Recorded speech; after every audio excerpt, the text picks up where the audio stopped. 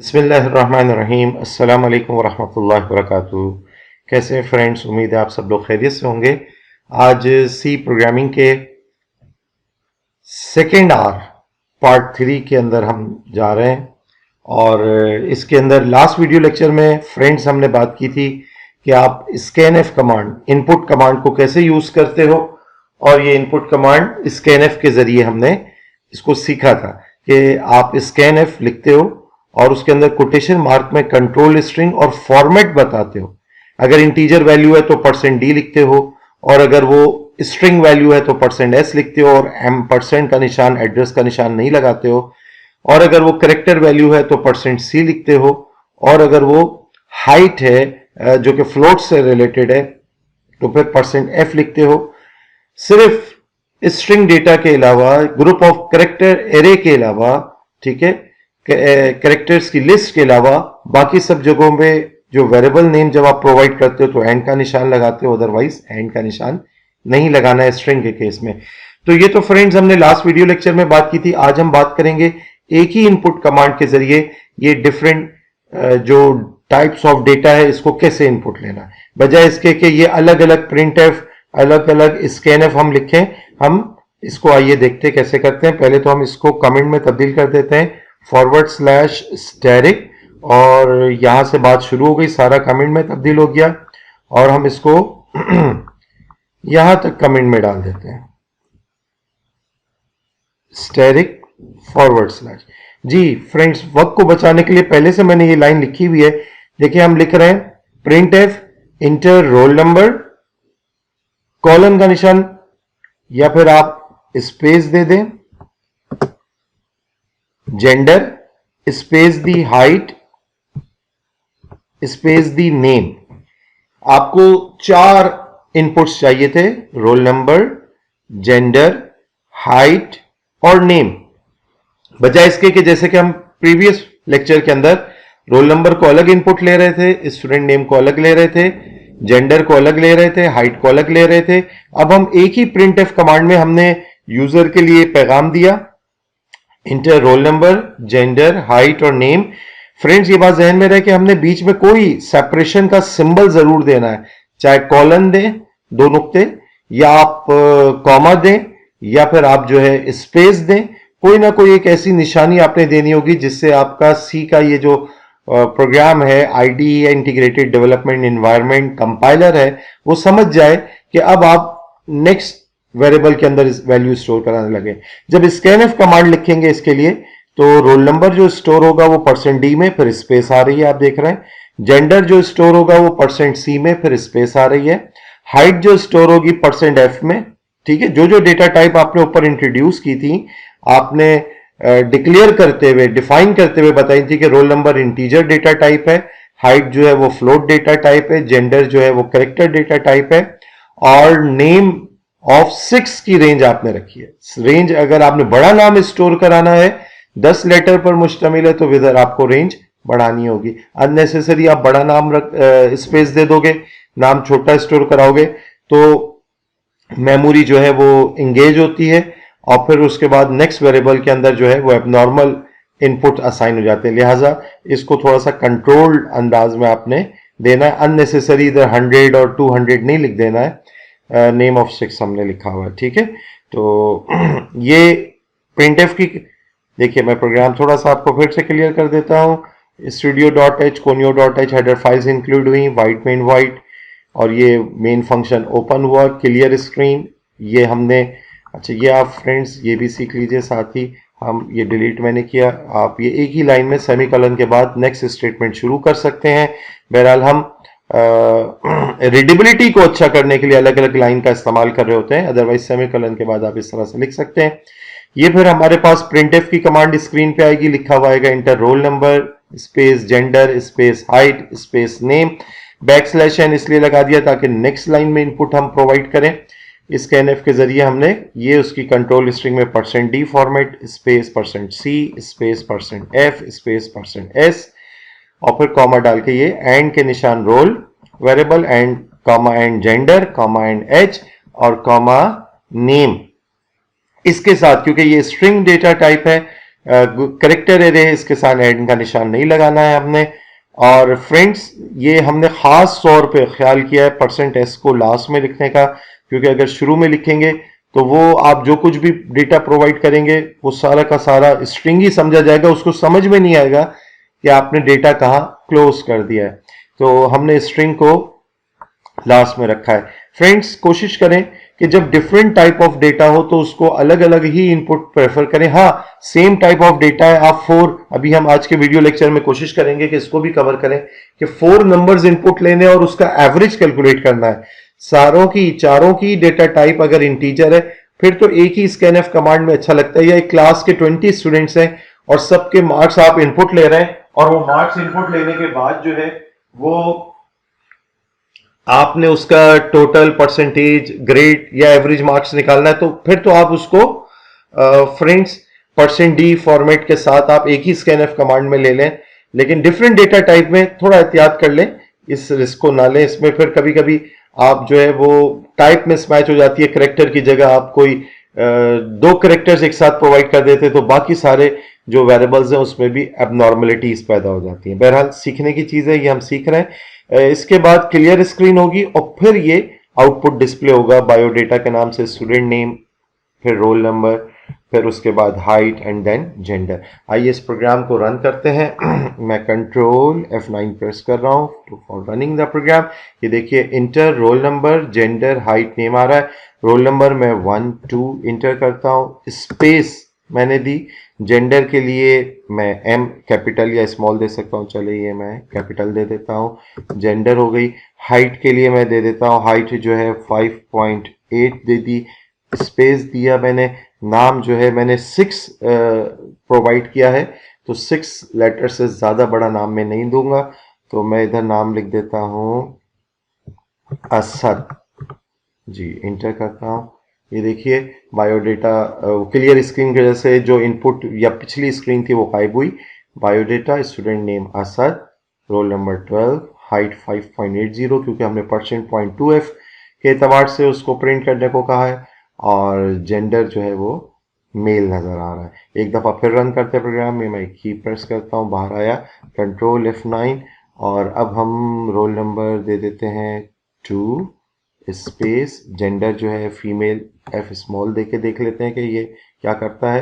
कुछ चीज़ें अभी आप वक्त के साथ सीखेंगे कि F स्मॉल देना है नहीं देना, या कैपिटल F स्मॉल f दोनों एक ही बात है या नहीं। वक्त के साथ ये बातें आपको कॉन्सेप्ट्स और दूंगा। हाइट जो है हम 5.3 लिख लेते हैं और स्पेस दिया। नाम जो है हम सना ये लिख देते हैं जी, इंटर की प्रेस की। ये देखिए नाम Sana, roll number 2, height is 5.30, gender है।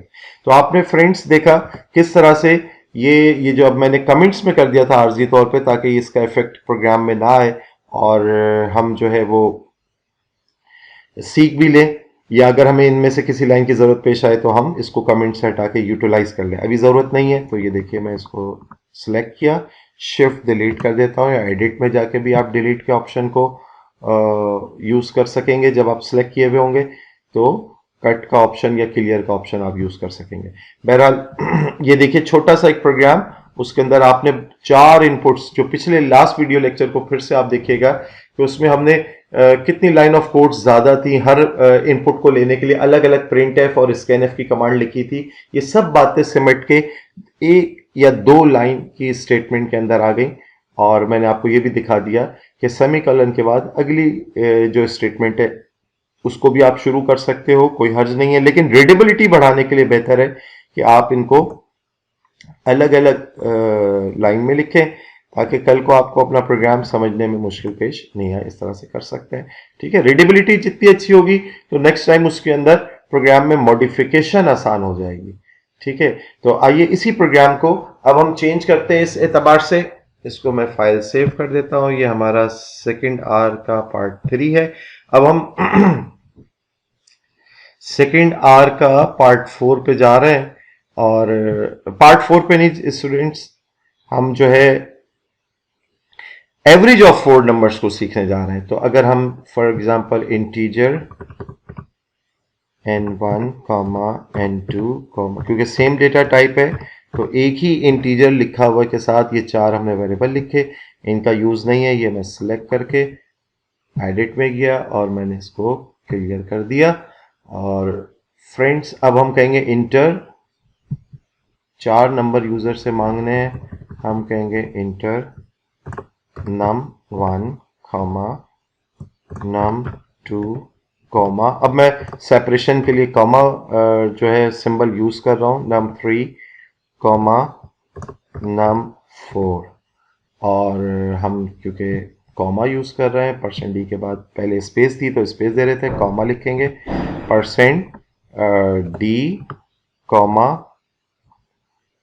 %d और कॉमा %। मैं आप लोगों का वक्त बचाने के लिए पिछले ही प्रोग्राम में एडिटिंग कर रहा होता हूँ, मे बी आपको थोड़ी मुश्किल पेश आती हो, लेकिन आप हर दफ़ा फ्रेश में ही बनाएं। ये देखिए आप वेरिएबल नेम लिखना है तो नम, अच्छा वेरिएबल नेम कोशिश करनी चाहिए कि आप जो है, जैसे ये स्मॉल है, हमारा वेरिएबल नेम तो स्मॉल के साथ ही है। ये तो हमने प्रिंट एफ के अंदर जो हमने बात लिखी यूजर के सामने डिस्प्ले होने वाली, वो तो हम नंबर पूरा भी लिख सकते थे, लेकिन वेरिएबल नेम ये मेरे num1 num2 के लिए n1 n2 n3 n4 ही है, तो ये n1 इधर लिखूंगा, दूसरी वैल्यू जो है वो n2 में चली जानी चाहिए, तीसरी वैल्यू n3 में चली जानी चाहिए, चौथी वैल्यू जो है n4 में चली जानी चाहिए।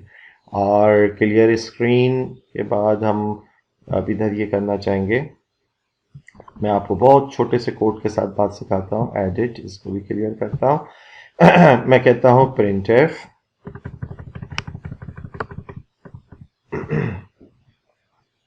ये देखिए मैं कहूँगा the average of %d comma %d comma %d comma %d, ये 4 वो नंबर है जिनको डिस्प्ले करवाऊंगा, इज %d। और पहले वाले %d में अब इधर लिस्ट ऑफ वेरिएबल आएंगे, प्रिंट एफ के अंदर कोटेशन मार्क में ये कंट्रोल स्ट्रिंग है। अब इधर कॉमा के बाद पहले वाले %d में मैं num1 की वैल्यू, ये n1 की, दूसरे में n2 की, तीसरे में n3 की, चौथे में n4 की, और पांचवें में फ्रेंड्स मुझे एवरेज का फार्मूला लिखना है ताकि उसका रिजल्ट आंसर इस %d में आए। तो एवरेज का फार्मूला फ्रेंड्स वो भी सीख लीजिए, ये राउंड ब्रैकेट ओपन कर रहा हूं, n1 plus n2 plus n3 plus n4 plus तो नहीं, चारों हो गए, राउंड ब्रैकेट बंद, स्लैश फॉरवर्ड वाला लगेगा, डिवीजन के लिए फॉरवर्ड स्लैश है, और 4 लिख दिया।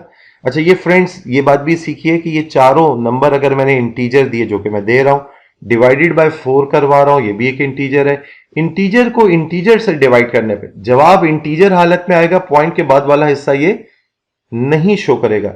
ये अभी आप देख लीजिएगा, मैं आपको मुख्तलिफ इनपुट्स के साथ जब दिखाऊंगा फिर ये बात आपको इसमें क्या करेक्शन कर लेनी चाहिए वो सिखाऊंगा। तो आइए फ्रेंड्स, ये प्रोग्राम ओके हो गया है, देखते हैं रन करके, कंट्रोल F9 प्रेस करते हैं, कोई एरर हुआ तो उसको ठीक कर लेंगे। जी बेहतरीन हो गया। इंटीजर num1, अब मैं नंबर पहले चारों सेम देता हूं ताकि एवरेज भी वही आएगा, तो पता लग जाएगा कि ये ठीक कर रहा है काम या नहीं। तो 3 दिया, कॉमा 3, मुझे कॉमा के साथ देना है, 3 कॉमा 3, और ये देखिए बता रहा है द एवरेज ऑफ 3 3 3 3 इज 3। अब मैं एक को रन करता हूं, कंट्रोल F9, और ये देखिए मैं एक वैल्यू देता हूं 2, एक देता हूं 3, एक देता हूं 4 और एक देता हूं 5। होना क्या चाहिए, 2 + 3 5, 5 + 4 9 और 9 और 5 14, 14 डिवाइडेड बाय 4। तो आइए प्रोग्राम को आगे चलाते हैं। ये देखिए 14 डिवाइडेड बाय 4 होना क्या चाहिए था फ्रेंड्स, होना ये चाहिए था 4 3 12, 3.5 होना था, लेकिन सिर्फ 3 दिखा रहा है। मैंने जैसे आपको कहा कि हम एवरेज को वैसे फ्लोट के अंदर स्टोर कराना चाहिए, फ्लोट में डिस्प्ले कराना चाहिए, तो ये नेसेसरी करेक्शन आपको क्या करनी होगी वो मैं आपको दिखाता हूं, वरना क्या होगा पॉइंट के बाद वाला हिस्सा ये नहीं दिखाएगा। तो हम जो है एक तरतीब ये कर लेते हैं कि हम इसको %f फॉर्मेट में डिस्प्ले कराएंगे, और इधर फ्रेंड्स या तो न्यूमरेटर में किसी वैल्यू को फ्लोटिंग पॉइंट होना चाहिए, वो तो हो नहीं सकती क्योंकि मैं 4 इंटीजर वैल्यूज का एवरेज निकालना चाह रहा हूं। तो डिवाइडेड बाय अगर मैं 4.0 कर देता हूं तो क्या होगा, अब ये न्यूमरेटर पे इंटीजर है, डिनोमिनेटर पे फ्लोटिंग पॉइंट वैल्यू है, तो ओवरऑल कैलकुलेशन का रिजल्ट जो है वो फ्लोटिंग पॉइंट में आ जाएगा और %f फॉर्मेट में डिस्प्ले होगा। अब आप देखिए, इस प्रोग्राम को रन करता हूं, 2, 3, 4, 5 डिस्प्ले किया। ये देखिए आउटपुट अब 3.5000, इतने सारे जीरोस दिखा रहा है अननेसेसरी। मैं पॉइंट के बाद अगर 2 डिजिट तक सिर्फ देखना चाहता हूं रिजल्ट को, तो मैं इधर %.2f लिख लूंगा। 0.2 पॉइंट के बाद 2 डिजिट तक बस दिखा है, तो कंट्रोल F9। अब हम वैल्यू जरा चेंज कर लेते हैं, 1, 2, 3, 4। होना क्या चाहिए इसका रिजल्ट, 1 + 2 = 3, 3 + 3 = 6, 6 + 4 = 10, 10 डिवाइडेड बाय 4 2.5 आना चाहिए। देखते हैं जी, ये देखिए 2.50 दे रहा है। बड़ी वैल्यूज अगर आप लेना चाहें तो ये देखिए दोबारा रन कर रहा हूं, 20, 30, 40, 50। इसका आउटपुट देखिए क्या आना चाहिए था, 20 + 30 50, 50 + 4 90, 90 + 50 इज 140, और 140 का 4 से जब आप डिवाइड करोगे तो 4 3 = 12, 4 5 = 20, और पूरा पूरा 35.00 ये रिजल्ट हो गया। तो फ्रेंड्स, उम्मीद है आपने सीखा होगा कि किस तरह से एक ही scanf, एक ही input command for multiple inputs के लिए यूज हो रही है।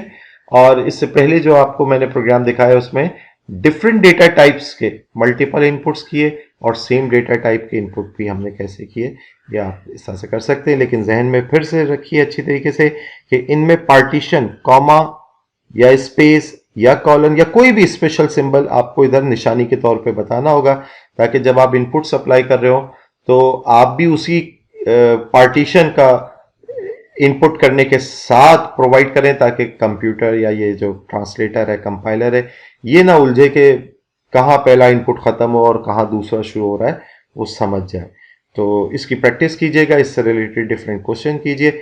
आप जो है हमसे कांटेक्ट कर सकते हैं कमेंट्स के ज़रिए, सजेशंस दे सकते हैं। कोई और बात आप सीखना चाह रहे हो तो उसके लिए आप हमसे रब्ता कर सकते हैं। नेक्स्ट वीडियो तक के लिए इजाज़त दीजिए। जज़ाकल्लाहु खैर। अस्सलामु अलैकुम व रहमतुल्लाहि व बरकातुहू।